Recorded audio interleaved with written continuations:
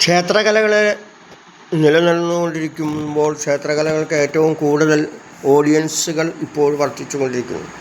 കഥകളിക്കായാലും തുള്ളലായാലും പിന്നെയോ കൂത്തിനായാലും കൂടിയാട്ടത്തിനായാലും ക്ലാസിക്കൽ ഡാൻസുകളായാലും ഒക്കെ ഓഡിയൻസ് വർദ്ധിച്ചുകൊണ്ടിരിക്കുകയാണ്. എവിടെ നോക്കിയാലും ഇപ്പോൾ പച്ച മലയാളത്തിൽ പറഞ്ഞ ഏത് മലമൂട്ടിലും ഇപ്പോൾ പറയാറില്ല. മലമൂട്ടിൽ പോലും പരിപാടി വെച്ചാൽ ആൾക്കാരുണ്ടാവാറില്ല. പക്ഷേ ഇപ്പോൾ ക്ഷേത്രകലകൾക്ക് ആൾക്കാർ വർദ്ധിച്ചുകൊണ്ടിരിക്കുക, കഥകളിയാലും കൂത്താട്ടും കൂടെ. ഇന്നത്തെ ദിവസത്തിൻ്റെ പ്രത്യേകത മെയ് 5.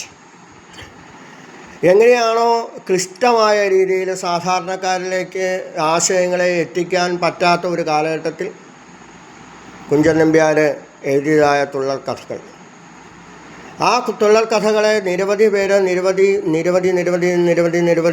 അത് ഗുരുനാഥനായിട്ട് തന്നെ സ്വീകരിച്ചുകൊണ്ട് മുന്നോട്ട് പോകുന്നു. രമാദേവി നമുക്കറിയാം, വളരെ അടുത്ത സുഹൃത്താണ്. സ്വന്തം സഹോദരിയെ പോലെ രമാദേവിയൊക്കെ തുള്ളൽ കൊണ്ടുപോകുമ്പോൾ സാമൂഹിക വിമർശനം എങ്ങനെയാണോ തമാശ രീതിയിൽ ജനങ്ങളിലേക്ക് എത്തിക്കേണ്ടത്, അത് കലകളിലൂടെ എത്തിക്കുമ്പോൾ എവിടെ എത്തുന്നു അതെന്നർത്ഥം. അത് ജനഹൃദയങ്ങളിൽ കൊള്ളേണ്ടടുത്ത് കൊള്ളുന്നു, സ്വീകരിക്കേണ്ടടുത്ത് ഇരുന്നു, തള്ളേണ്ടടുത്ത് തള്ളുന്നു. അപ്പോൾ അങ്ങനെ തുള്ളൽ കഥകളിലൂടെ പോകുമ്പോൾ നമുക്കറിയാം യാതൊരു കാരണവശാലും അവിടെ ഒരു വാക്ക് പോലും തള്ളേണ്ടതില്ലെന്ന്.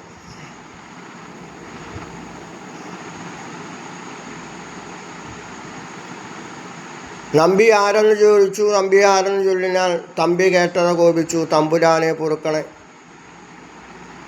കുഞ്ചൻ നമ്പ്യാരുടെ വരികളിലേക്ക് പോകുമ്പോൾ നമുക്ക് വളരെ രസമാണ്. ദീപസ്തംഭം മഹാശ്ചര്യം എനിക്കും കിട്ടണം വേണം അല്ലേ. അപ്പോൾ തുമ്പമലർ തോറ്റുപോലിടുന്ന ഒരു അന്നവും എന്നൊക്കെ പറഞ്ഞുകൊണ്ട്, അപ്പോൾ അഭിധാ ലക്ഷണ വ്യഞ്ജന 3 ലക്ഷണാവൃത്തികളെയാണ് സ്വീകരിക്കുന്നത് എന്നർത്ഥം. ആദ്യത്തെ വാക്ക് ഒന്നപ്പോൾ പറഞ്ഞപ്പോൾ ഒരു കവി ആ ഒരു വാക്ക് ലൗകികമായ അർത്ഥത്തിൽ മാത്രമല്ലല്ലോ, അതെൻ്റെ ലക്ഷ്യമതല്ലോ എന്ന് പറയുമ്പോൾ അത് ലക്ഷണാവൃത്തിയെ സ്വീകരിക്കുന്നു. ലക്ഷണാവൃത്തിയെ സ്വീകരിച്ചു കഴിഞ്ഞാൽ പിന്നെ അടുത്തത് എന്തിലേക്ക് എത്തിക്കുന്നു എന്നർത്ഥം.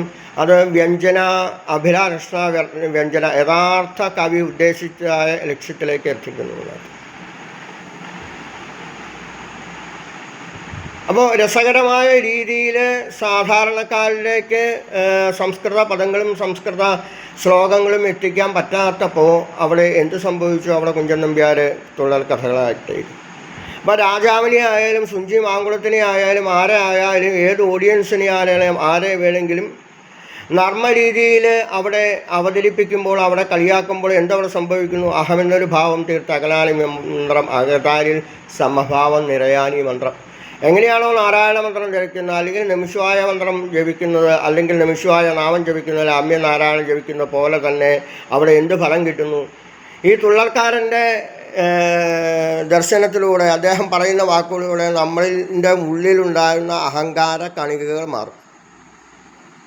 ഒരു പൊതുസമൂഹത്തിൽ ഒരു 5000 ഓഡിയൻസിൻ്റെ മുന്നിൽ നമ്മളവിടെ നടന്നു പോകുമ്പോൾ സുഞ്ചി മാങ്കുളത്തിന് ഒരു തുള്ളൽക്കാരൻ അവിടെ നർമ്മത്തിലൂടെ എന്നെ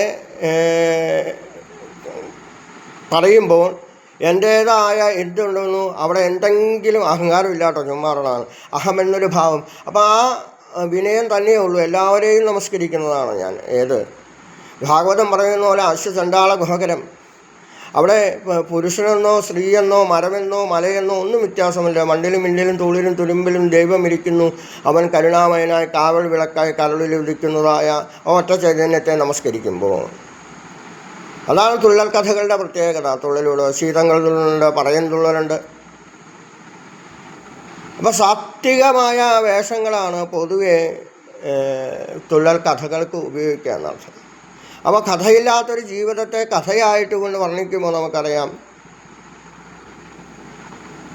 അവിടെ രസകരമായ രീതിയിൽ ധാരാളം അവതരണങ്ങളുണ്ടെന്നർത്ഥം. അവിടെ രാവണൻ്റെ അഹങ്കാരം കൊണ്ട് ഹനുമാൻ സ്വാമി വാല് ചുട്ടിവരിച്ച രംഗങ്ങൾ,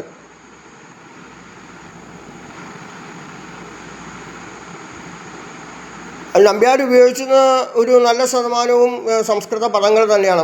സംസ്കൃത പദങ്ങൾ ഉപയോഗിച്ചുകൊണ്ട് തന്നെ മലയാളത്തിലേക്ക് ജനങ്ങളിലേക്ക് ജനഹൃദയങ്ങളിലേക്ക് നമ്പ്യാർ ചേർന്നിട്ടുണ്ടെങ്കിൽ സംശയമൊന്നുമില്ല,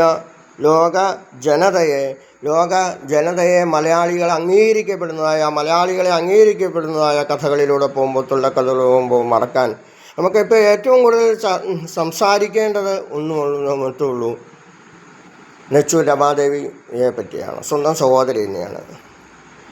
അപ്പോൾ തുള്ളൽ കഥകൾ ഏത് തുള്ളൽ കഥകളിലൂടെ തന്നെ രമചേച്ചി പോകുമ്പോൾ സംശയമൊന്നുമില്ല, തലമുറകൾക്ക് ശേഷം ഒരുപാട് തലമുറകൾക്ക് ശേഷം തുള്ളൽ കഥകൾ കൊണ്ടു നടക്കുന്നുണ്ടെങ്കിൽ സംശയമൊന്നുമില്ല. മിക്കവാറും ദിവസം ചേച്ചിക്ക് പ്രോഗ്രാമാണ്. അതിൽ ചേച്ചിയുടെ പ്രത്യേകത കുറത്തിയാട്ടം കൂടി കൊണ്ടു നടക്കുന്നു എന്നർത്ഥം. തുള്ളലിൻ്റെ കൂടെ തന്നെ കുറത്തിയാട്ടം കൂടി കൊണ്ടു നടക്കുന്നു. എപ്പോഴും ഹൃദയത്തോട് ചേർത്ത് പിടിക്കുന്ന, എപ്പോഴും എൻ്റെ നെഞ്ചോട് ചേർത്ത് പിടിക്കുന്ന, എൻ്റെ സ്വന്തം സഹോദരിക്കായിക്കൊണ്ട് ഇന്നത്തെ കുഞ്ചൻ നമ്പ്യാർ ദിനം സമർപ്പിക്കുമ്പോൾ പറ്റുമെങ്കിൽ പരമാവധി ഉത്സവ പരിപാടികൾക്ക് മുമ്പിൽ തന്നെ പോയിരിക്കുക എന്നർത്ഥം. പലരും ദൂരെ ആയിരിക്കണം, കാരണം ഇദ്ദേഹം വല്ലതും പറയുമോ കളിയാക്കോ എന്ന് വിചാരിച്ച്.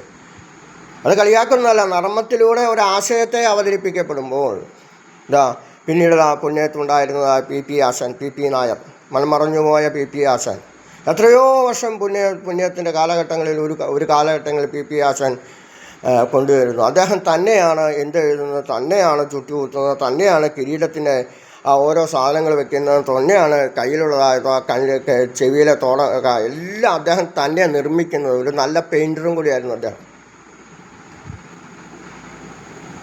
നല്ലൊരു ഇവൻ്റ് മാനേജ്മെൻറ്റ്, അന്ന് ലേറ്റൊന്നുമില്ല അധികം, ഇവൻ്റ് മാനേജ്മെൻറ്റ് അദ്ദേഹത്തിനുണ്ടായിരുന്നു ഇന്നത്തെ ഭാഷയിൽ. അന്ന് അലങ്കാരം എന്നൊക്കെയാണ് പറയുന്നത്.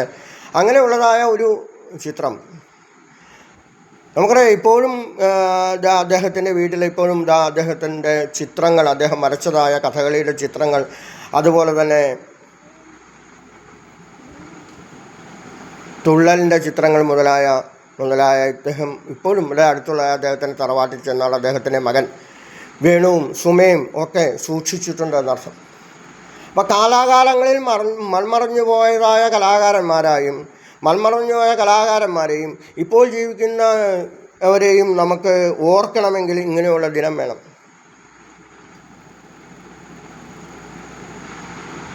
അപ്പോൾ മറ്റുള്ളതായ തുള്ളലുകൾ ഒന്നും നിലനിൽക്കുന്നില്ല എന്നർത്ഥം. ധാരാളം തുള്ളലുകൾ ഉണ്ടായിരുന്നു ക്ഷേത്രങ്ങളിലും അടക്കം, വിശേഷങ്ങളൊക്കെ അടക്കം, ഇല്ലങ്ങളിലുമൊക്കെ ധാരാളം വിശേഷങ്ങൾക്ക് തുള്ളൽ വയ്ക്കാറുണ്ട്. അപ്പോൾ ബാക്കിയുള്ള തുള്ളലുകൾ മുഴുവനും ക്ഷണികമാണ്, അത് മറന്നു. ധാരാളം തുള്ളലുകൾ ഉണ്ടാവാറുണ്ട്. എന്തൊക്കെ അതിനൊന്നും ഞാൻ വിശദീകരിക്കുന്നില്ല. ഇവരും ഇതുകൊണ്ട് ജീവിക്കുന്നവരാണ്, അതുകൊണ്ട് ഞാൻ അധികം പറയുന്നില്ല. ആ ഒരുവിധം തുള്ളലൊക്കെ പിന്നിർന്നു. അപ്പോൾ അപ്പൂപ്പൻ താടി പോലെ നമുക്ക് ഈ ലോകത്ത് നടക്കാൻ സാധിക്കണമെങ്കിൽ എന്ത് ചെയ്യണം? ഇങ്ങനെയുള്ളവരുടെ മുമ്പിൽ പോയിരിക്കുക, അവരുടെ തുള്ളലുകളുടെ ഇടയിൽ ദേ പോണു, വെള്ളം തൊടാതെ തിരിച്ചു വന്നിടിനാൻ. അപ്പോൾ അതിനകത്ത് എത്രയോ അർത്ഥങ്ങളാണ് ആ കവി കൽപ്പിച്ചിരിക്കുന്നത്. അവിടെ ലങ്കാദഹനം കഴിച്ചിട്ട് ഹനുമാൻ സ്വാമി വന്നപ്പോൾ പറഞ്ഞാണ് വെള്ളം തൊടാതെ തിരിച്ചു വന്നിടിനാൻ.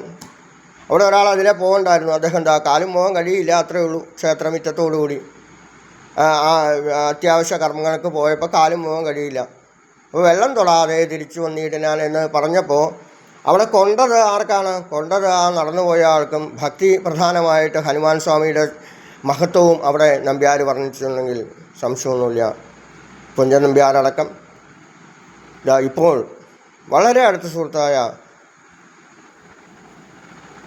നെച്ചൂർ രമാദേവിക്ക് എല്ലാവിധ ആയുരാരോഗ്യവും പുലിക്കാട്ടപ്പനും അതുപോലെ പെരുമ്പള്ളിത്തേവരും നൽകട്ടെ എന്ന് പ്രാർത്ഥിക്കുന്നു. രമചേച്ചി എപ്പോൾ വിളിച്ചാലും ഡേറ്റ് ഉണ്ടെങ്കിൽ വരും, തുള്ളലും നടത്തിത്തരും, അതുപോലെ തന്നെ കുറത്തിയാട്ടമൊക്കെ ചേച്ചി ചെയ്തു തരും. എപ്പോഴാണെങ്കിലും വിളിക്കുക. എന്നെ 9605139916 എന്ന നമ്പറിലേക്ക് വിളിച്ചു കഴിഞ്ഞാൽ ചേച്ചിക്ക് ഇടയുണ്ടെങ്കിൽ വന്ന് നടത്തിച്ചു തരും എന്ന് ഓർമ്മിക്കുന്നു. അത് അത്രയുള്ള സുഹൃത്താണ്.